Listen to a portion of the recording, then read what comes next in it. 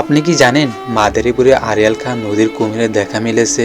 এটি একটি চাঞ্চল্যকর খবর। কুমিরের উপস্থিতিতে এলাকাবাসী ও পরিবেশবিদদের জন্য চিন্তার বিষয় হয়ে দাঁড়িয়েছে।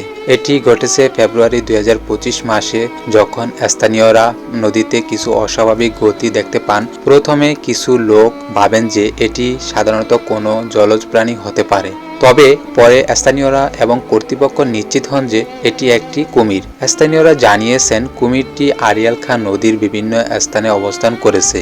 এত বড় মাথা, পেটটা এইরকম, সেদিন কই জায়গা শুয়ে থাকতে দেখে শুক্রবারের দিনকে, এবং কখনো কখনো পারে ওঠেন। কিছু ক্ষেত্রে কুমিরের উপস্থিতিতে গ্রামাঞ্চলের লোকজনের মধ্যে আতঙ্ক সৃষ্টি করেছে।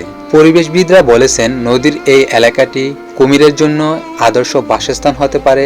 আড়িয়াল খাঁ নদ ও এর আশেপাশে জলাশয়ের কুমিরের বাস করতে উপযুক্ত পরিবেশ রয়েছে, যেমন খাদ্য ও নিরাপদ আশ্রয়। তবে নদীর কাছাকাছি মানুষের বাসতি থাকায় কুমিরের উপস্থিতি মানুষের জন্য ঝুঁকিপূর্ণ হতে পারে। এখান থেকে জিনিসটা সরাতে পারলে ভালো হয়। এখানে মানুষ আতঙ্কিত হয়ে আছে, কোনো মানুষ নদীতে নামতে পারছে না। যে যদি সেইভাবে একে ধরার ব্যবস্থা যদি নিরাপদ তেমন জায়গা থাকে, তাহলে সেখানে একে অবমুক্ত করে দিলে এই প্রাণীটা বেঁচে গেল। স্থানীয় প্রশাসন বিষয়টি গুরুত্ব সহকারে নিয়ে নদী অঞ্চলের কুমিরের উপস্থিতি সম্পর্কে আরও খোঁজ খবর নিচ্ছেন। তারা কুমিরের নিরাপদ স্থানান্তর অথবা নদী অঞ্চলের জনগণের নিরাপত্তা নিশ্চিত করার জন্য কিছু ব্যবস্থা গ্রহণের পরিকল্পনা করেছে।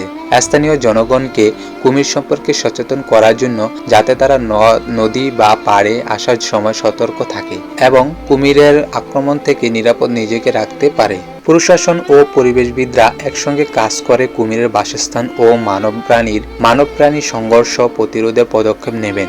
এছাড়াও কুমিরের নিরাপদ পরিবেশ থাকা সত্ত্বেও বিভিন্ন ধরনের উদ্যোগ গ্রহণ করা হবে। এটি একটি স্মরণীয় ঘটনা যা কুমিরের প্রতি মানুষের মনোবল পরিবর্তন করতে এবং পরিবেশের প্রতি দায়িত্বশীলতা বৃদ্ধি করার সহায়তা হতে পারে। ভিডিওটি দেখার জন্য আমন্ত্রণ রইল।